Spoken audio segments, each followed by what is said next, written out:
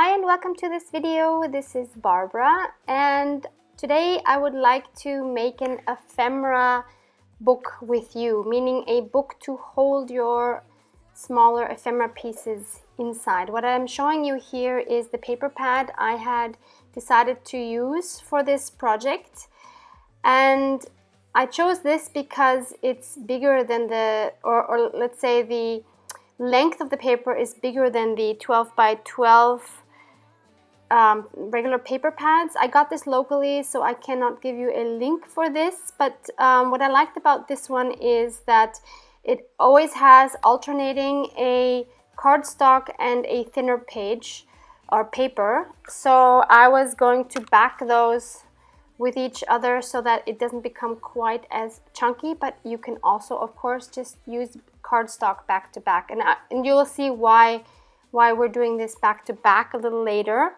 So the dimensions of the cardstock that I'm using for this is 34 centimeters. It is roughly about a little more than 13 inches, and it's 24 centimeters wide, which is about 9.5 inches. And I'm going to make a spine which is 4 centimeters, which is roughly 1.5 inches.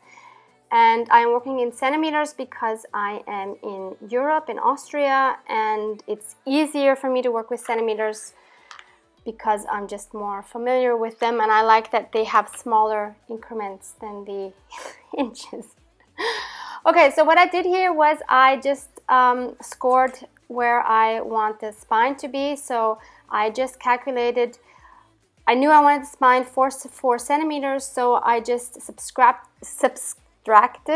4 centimeters from my 34 of the total width, and that left me with 30. So divided 30 in half, so I knew each page width of the book was gonna be 15, if that makes any sense.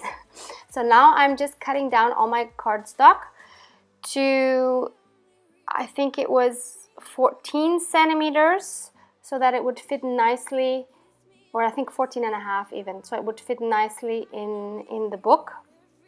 And what I'm going to do is I'm going to make some pockets out of these page protector folders that you saw at the beginning that I have plenty of. So I'm happy to use up some of my material. And now what I'm doing, I'm just scoring right down the middle of each sheet so that I can easily fold them in half. And by the way, of course, I have to mention this video was greatly inspired by the wonderful ephemera books that Gail Agostinelli has. I've seen them in her videos lately and I just adore them. So I'm of course going to link her video down below. I think she has 2 videos actually. So, but she glued everything down, and I'm going to sew things down. But of course, if you don't have a sewing machine or you don't like working with your sewing machine, I totally get it. And I would just use glue wherever I'm sewing. I would even use double-sided tape actually if I wouldn't be sewing. So now I have my 5 double-sided paper, and I'm just checking they would fit really nicely into my cover. So the next step, and I know this is quite fast, I'm sorry if it's too fast for you, but I like concise videos and I hope you appreciate them as well. And so now what I'm doing, I am measuring what width the pockets have to be. So I came up with 13 centimeters, so just a little bit narrower than the size of the pages. So I'm going to cut every pocket that width to make it look somehow cohesive. And now I'm just cutting them down further to become like little pieces that I can make pockets out of. And I'm gonna just make random sizes for different pockets on different pages. So for example, for this, I know you can hardly see it, but that is unfortunately the problem with this transparent stuff. So yeah, for this one I'm making 2 pockets on each page, and then I'm going to be making some with 3 pockets per page, and then I'll make some with only 1 pocket. So I'm gonna do various things because I think the ephemera has various sizes, so I wanted to accommodate as much ephemera as I could. Actually, I wanted to put all my ephemera in here, but in the end it didn't work out. But I got pretty much in there. You'll see that. I will be showing you how I organize my ephemera and how I actually put it in here. So here you see my first sewn on pockets. So this page has 4, and I'm just demonstrating so you can barely see where they are. Okay, so that will be my first page, and now for the back of that, which isn't sewn together yet, I made 6 pockets, and it doesn't matter to me that they are wonky, meaning the right and the left page are not equal, because those pages will not be facing each other at the end. So that will be my outer part for that double-sided page.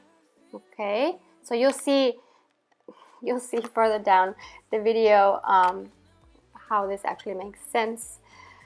So yeah, now this is an inside pocket, inside page with 2 large pockets for larger ephemera, and then I'm going to sew the outer one, which has 2 big pockets on each side again, and these will go back to back once more.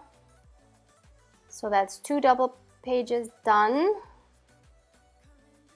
and I'm going to keep doing this for the rest of the pages. So I have in total, I have 5 of these double pages. I had 6 originally, but I cut one wrong, so I couldn't use that anymore. And then the inside cover, I sewed on both the front and the back these long sideways pockets. So here I'm just flipping through the pages to see whether everything is okay. Yeah, so the next step is, what do I do next? I'm just going to put these together with these little clips so that I can more easily sew. So I'm just gonna sew all around all of those pages. And for the cover, I wanted to be sure that there's definitely no warping, so I decided to glue it down as well as then sewing around it. So here I'm just gluing on the spine first, and then I am going to glue on the front and the back, but not all the way to the edges, so that the needle wouldn't have to go through the glue stick. So I'm just burnishing that down a little bit.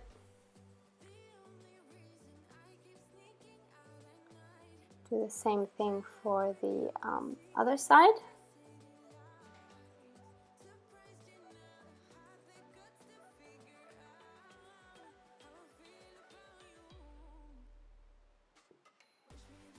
Okay, now I sewed all the way around it.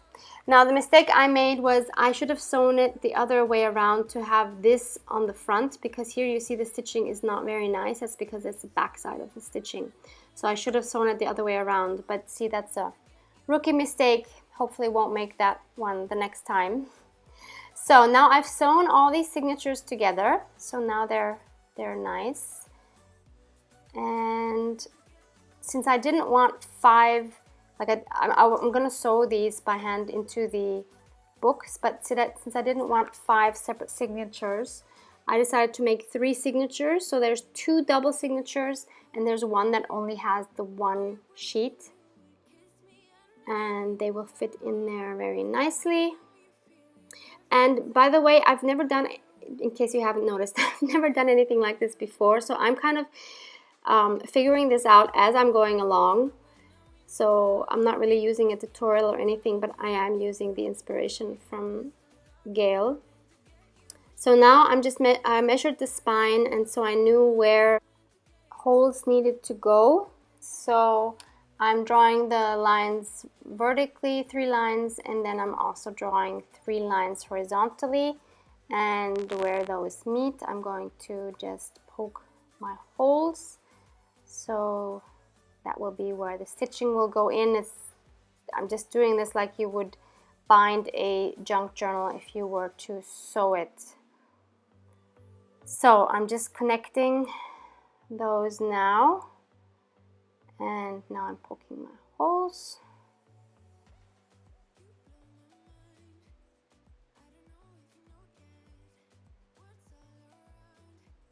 So there you can kind of see them.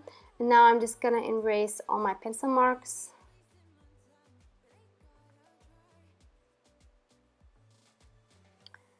So next I also am measuring where the holes need to be on the signature. So I just measure the first signature, poke the holes through, and then use that as a template for the other signatures by just holding them behind this first signature and just poking the holes through.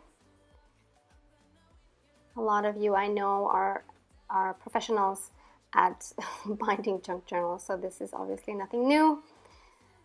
So once I had done that, to sew it in, I wanted to use some green embroidery thread. So now I'm auditioning which green would work best with this green cover. So I am eliminating the ones that I'm not gonna pick. And I'm sorry if you disagree with my choice at the end. I wish I could hear your input, but I can't. So I'm gonna take this one. And now I am measuring 2.5 the length of the book, and I'm going to thread that into a needle, and I'm taking my needle out of this beautiful needle book that Maud had made me, and she surprised me with in a happy mail. I love it so much.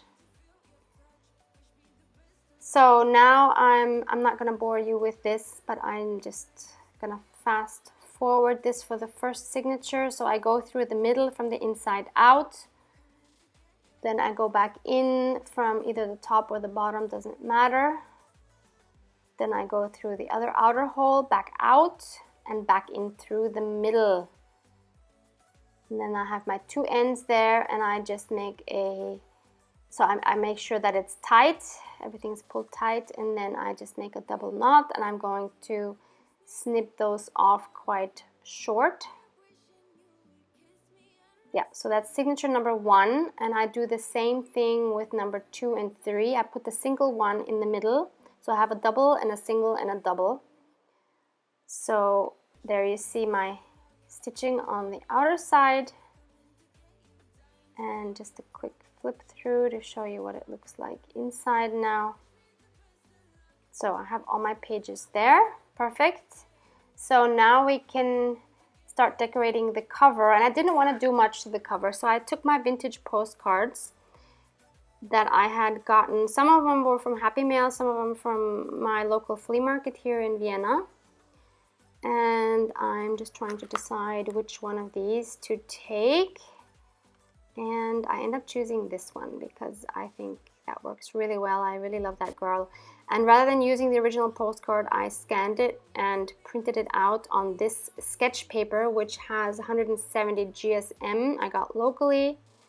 So now what I'm gonna do, I wanted to trim it down, keeping the white border, but since I'm not used to using this We're Memory Keepers paper trimmer on the scoreboard, I kind of messed up and I cut crooked, so I ended up cutting off all the white edges, which was fine because then I decided to back it with this cream colored paper instead. So I am now trimming that down, leaving a border again,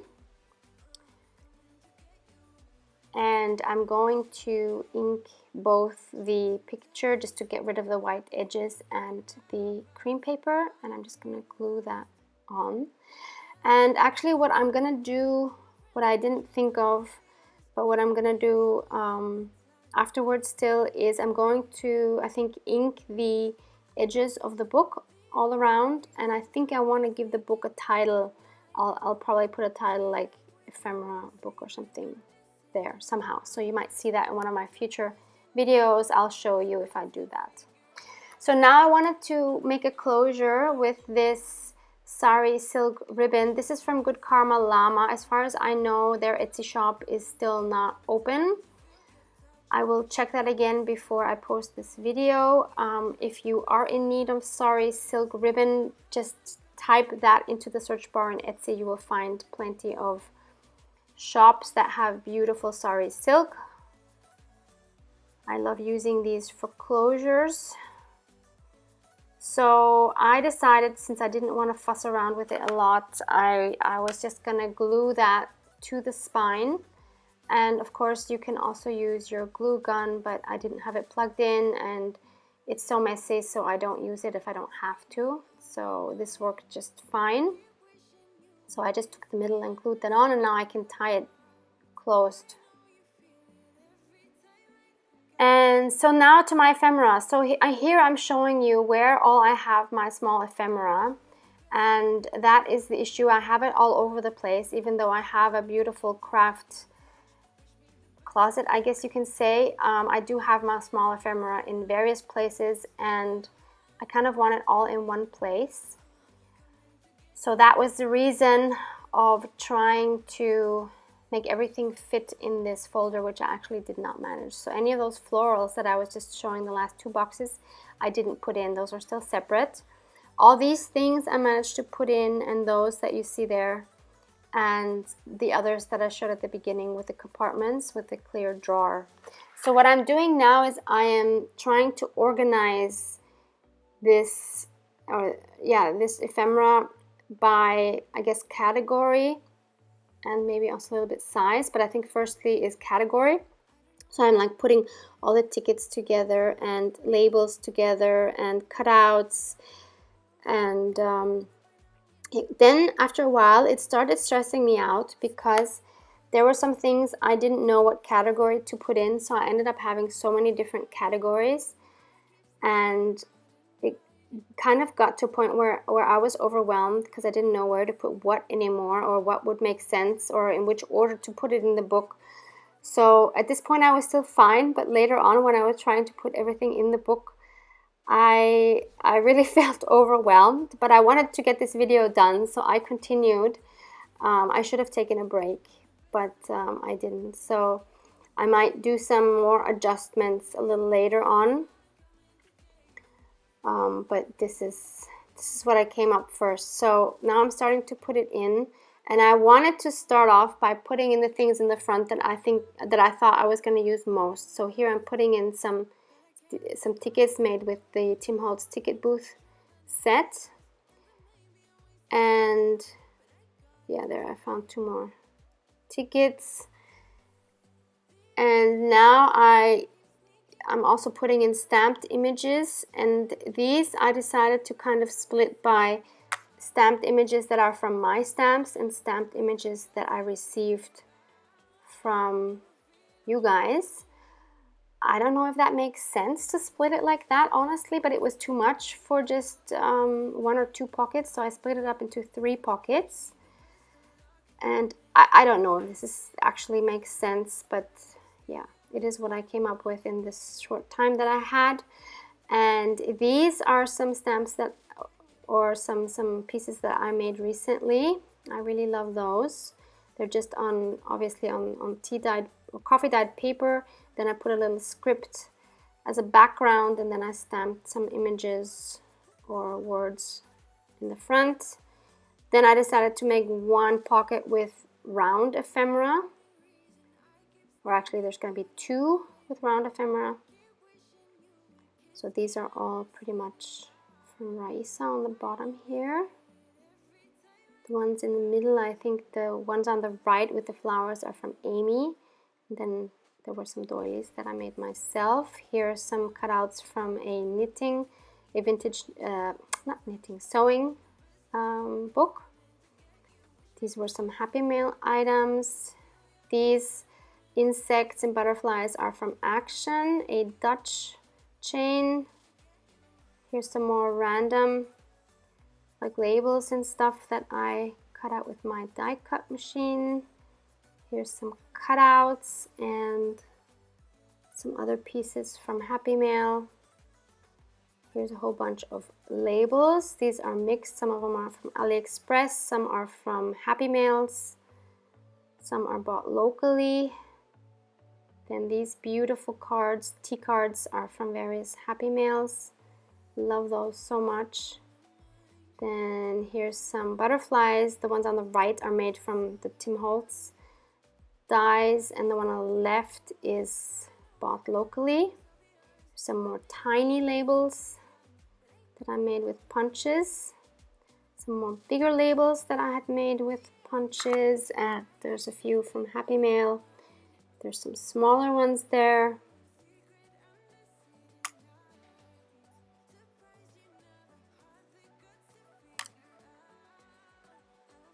Then I decided to move these into a bigger pocket. And putting all these things in this book, I'm actually honestly not even sure this is going to help me, because somehow I think it might be a bit cumbersome to take the pieces out of these pockets to use them. I don't know, time will tell once I use it in my future videos, but I'm actually not convinced. I love having everything together in this book and I can see it a lot better. The point for me to do this was also to, since they're displayed differently, I was hoping that I would use pieces that I usually wouldn't have used the way they were previously stored. So let's see if that holds true. And let's see if this is really practical to use. I really don't know at this point, but I am skeptical, to be honest.